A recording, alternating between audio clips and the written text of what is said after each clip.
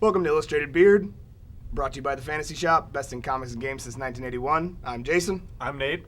Tonight we are going to review Superior Spider-Man number 12. The X-Files, Season 10, Issue 1. You sounded like a robot when you said that. I am a robot. Stop talking like a robot. And the Batman Volume 1 Court of Owls trade paperback. It's a little older, but we're going to talk about it because it's awesome. So you want to start? X-Files? By Joe Harris, who you may know is writing Great Pacific for Image. Yeah, he was in here for a signing. He was. He's a pretty cool dude. And also it says story by Joe Harris with Chris Carter, which I didn't know. Right, yeah. If you remember out there, he's the one who wrote the show. So this does not seem to pick up like right after the last movie or right after the last episode. It seems to pick up after some amount of time in which things have happened we have not seen. Yeah, there's definitely some confusion about... They seem to be like in witness protection. I don't know if it's witness protection or if they just have new identities because they can. I don't know why you would have a new identity if you weren't in the witness protection program. I mean, that's the point. Find out on the next episode of Illustrated Beard. My main concern with this was, will it feel like X-Files? And it feels like X-Files. It absolutely does. The main characters are still Mulder and Scully. Scully seems to be a doctor. I don't know what Mulder does. He does magic, is what Apparently, he does. yeah. Apparently Mulder's now a professional magician or something, or just an amateur magician. And it's got Skinner, which is really cool. A.D. Skinner is now Deputy Director Skinner. Deputy Director Skinner, yeah. Which is really cool. I've always liked that character. I talked to Joe Harris, and he kind of gave me the same vibe that this book is going to have. You can read any issue and understand what's going on. But I think that there's going to be an overarching thing throughout each season, too. Well, then that's a classic element of the TV show. Yeah, exactly, which is one thing I loved about the show. Joe Harris specifically said there will be Monster of the Week issues. If you don't know, that was one of the greatest things about the show. It really was. It was actually very random when they would do stuff like that. Like, it was just, let's take these characters outside of their FBI structure thing and kind of just do something fun. The cigarette smoking man is on the cover. He is. He is actually on the cover for number 3 as well. That's weird. Isn't he dead? I don't know. Anyway, as I don't you think can he see, can die. I think he is undying. There are many moments where you could have thought he was dead. Anyway, as you can tell, we're pretty stoked about this book. Yes, absolutely. It was great.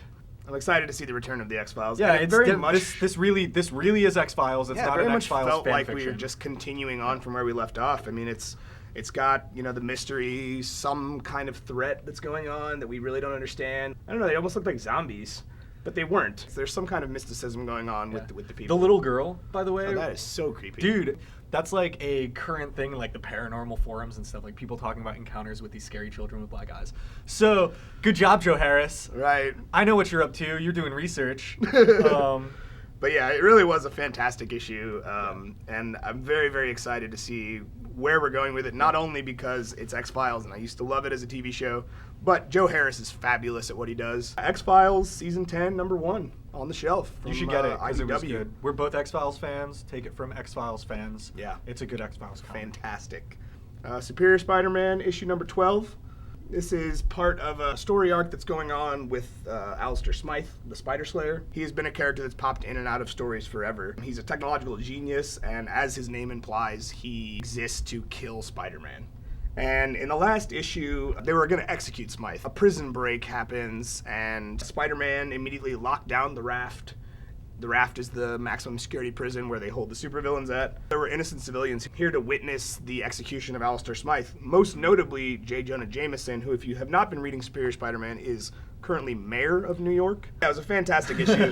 It sets up something they've kind of been touching on throughout this whole series, which is this version of Spider-Man being willing to kill people, being willing to put these bad dudes down. Now, you can say that killing Smythe doesn't seem like it is very relevant because he was already about to be put to death. Yeah. But it's still a superhero killing a supervillain. And given the context, like one thing I don't read this book every issue, and what I like about it is it's got qualities that to me are key in superhero books, which like I read this one issue in the middle of an arc and understood everything that was happening. Yeah. I'd never heard of Spider Slayer.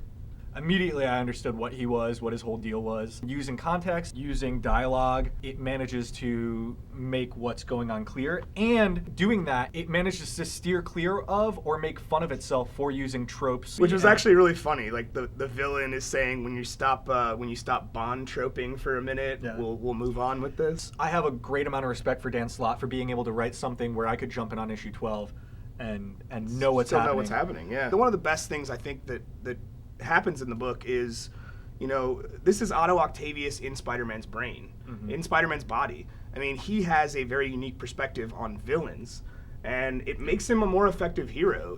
He knows to have the backup plans upon the backup plans. So when do we get to see Spider Punisher with the normal Punisher? That's what I want to know. He is kind of turned into Spider Punisher. Like, why isn't that a team up right now? He does. I mean, yeah, that's one of the things that I think comes across very clearly in the book, especially once he purged Peter Parker from his brain. He's the Punisher in a Spider-Man costume, but he's intelligent, but smarter, and with a weirder code of honor. Yeah. Cool thing about it is J. Jonah Jameson, who's the one who gives him the order to kill Smythe. Spider-Man in this world is somebody who's not opposed to killing a villain. Yeah. He's shown us that he can do that. And when he gets that okay from the mayor of New York, it's like, all right, well, this is what I have to do then. And it all leads to one of those classic superhero moments where you have a decision to make. Save the civilians, and he doesn't stop care, the villain, and he just awesome. Doesn't care that that's happening. This book is awesome. Yeah, I mean, it really is fantastic. Superior Spider-Man number 12 from Marvel. On my shelf now. Check it out. It's great. Batman Volume 1, Court of Owls. It's interesting because we started doing these videos after this story had finished, so we never really got a chance to talk about it. I think we've mentioned it in various other Batman reviews we've done. But this was Scott Snyder's first story in New 52 for Batman. It's the book that convinced me that I like Batman. It really solidified Scott Snyder's role as the guy who should be writing Batman in this day and age. The story really centers around the idea that this is Batman's city. Batman believes that it's his city, and what happens when he realizes that it's never been his city. Yeah, that from day one it hasn't been his city. And he's just been so inconsequential to the powers that really control the city. That becomes a really cool thing when he's investigating it, because when he was a kid, he tried to investigate it. That was actually really cool, I thought. He had, written it off. Yeah, they gave us a little story of Bruce as a child investigating the court and not finding any evidence that they exist and kind of just giving it up, whatever, it's a myth. Another great thing about this book, too, being Scott Snyder's first run in the first DC New 52 book, is that it is a totally new story.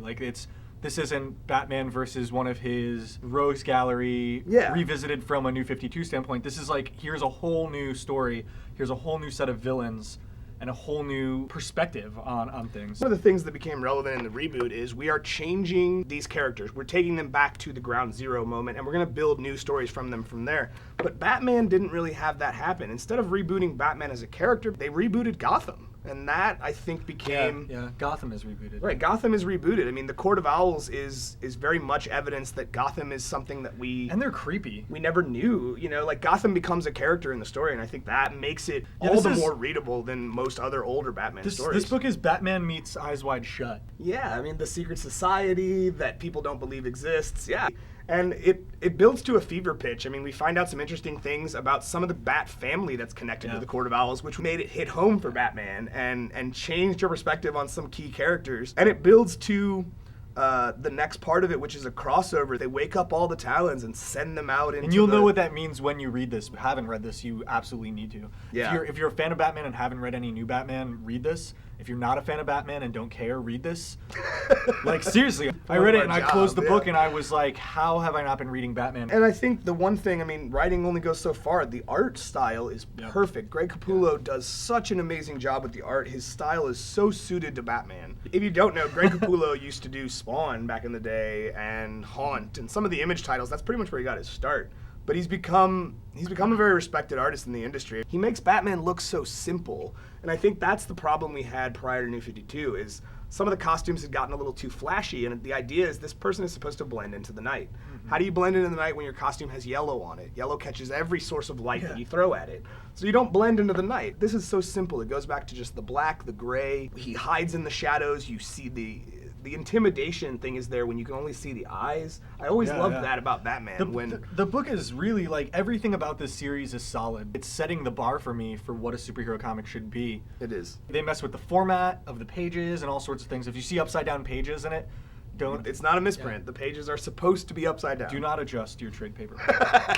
And Snyder's also been put in charge of keeping the Batman world feeling very cohesive. And he's, when the other writers are doing things within the confines of their own stories, they're talking to Scott Snyder first. I did not know that. That's awesome. He is the continuity guy for the Bat world right now. They have these key players within the company that are in charge of keeping this continuity together.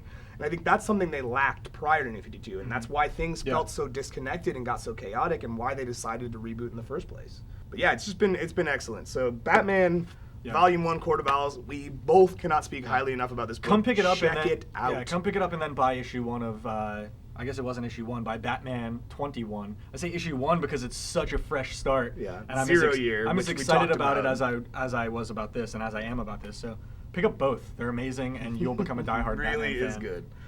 But that brings us to the end tonight. Thank you for hanging out with us and listening to us, talk about some comics for a little while. So we'll see you next week. And cut.